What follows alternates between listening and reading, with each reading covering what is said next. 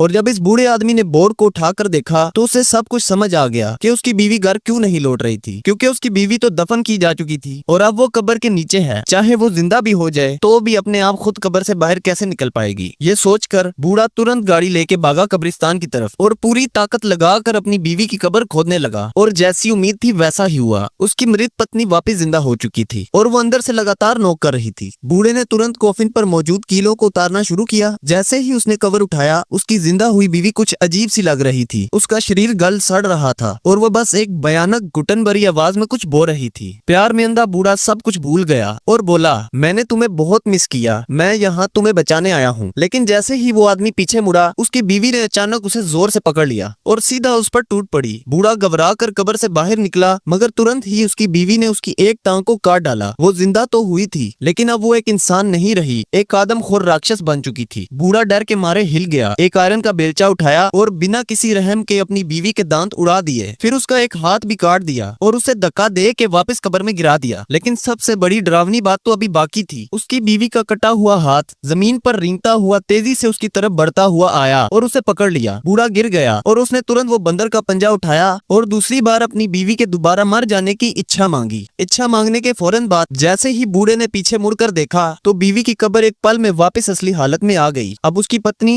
हमेशा के लिए जा चुकी थी और बूढ़ा जो अब जीने की वजह खो चुका था, तो वो मंकी पॉ से अपनी आखिरी और फाइनल विश भी कर देता है।